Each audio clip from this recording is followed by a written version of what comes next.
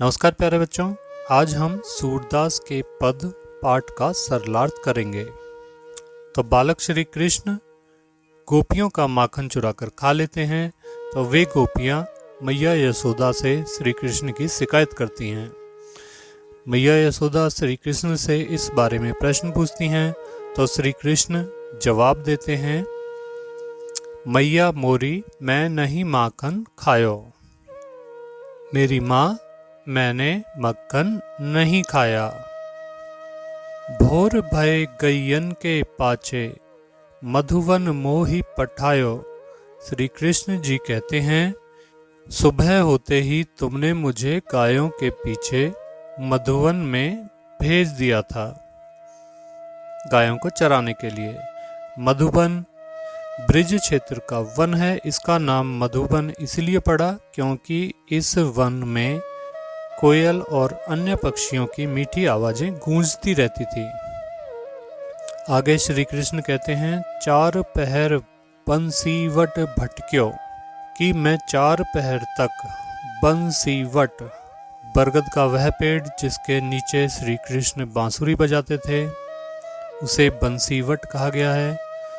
चार पहर, एक पहर में 3 घंटे होते हैं, तो चार पहर मतलब 12 घंटे। 12 घंटे मतलब पूरा दिन। श्री कृष्ण जी कहते हैं, मैं पूरे दिन, सारा दिन बंसीवट के नीचे भटकता रहा।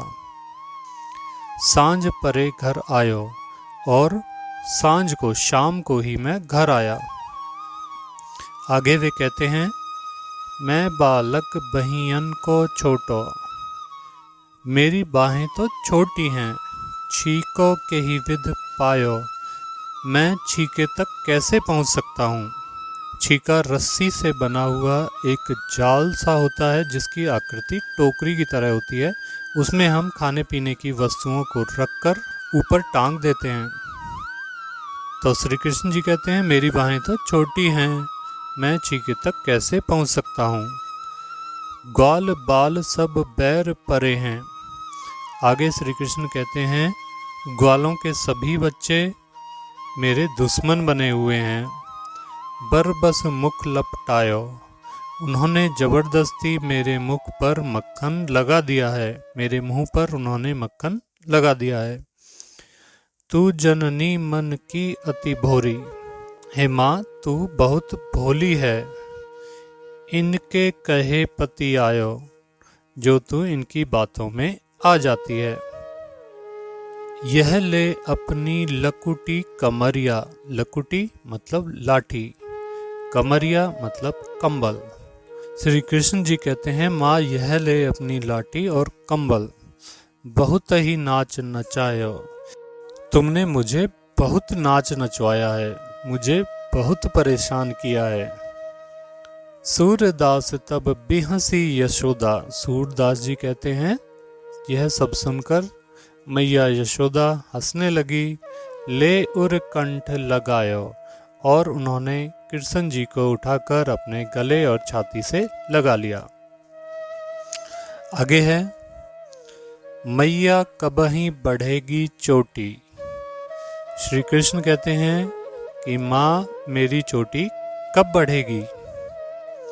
कितनी बार मोही दूध पियत भई, मुझे दूध पीते पीते कितना समय हो गया है। यह अजहू है छोटी, यह तो अब भी छोटी ही है। तू जो कहती बल की बेनी, बल की बेनी मतलब बल, बलराम, बेनी चोटी। कृष्ण जी कहते हैं कि माँ तुम तो कहती थी कि यह चोटी बलराम भैया की चोटी की तरह हो जाएगी। उनकी चोटी की तरह कैसे? ज्यों हवे है लंबी मोटी, उनकी चोटी की तरह लंबी और मोटी हो जाएगी। काढ़त गुहत, काटते हुए, गुहत गूंथते हुए, नहावत नहाते हुए, ओछत तेल लगाते हुए, नागिन सी भुई लोटी, यह नागिन की तरह जमीन पर लेट जाएगी। भुई का अर्थ होता है जमीन, धरती, भूमि।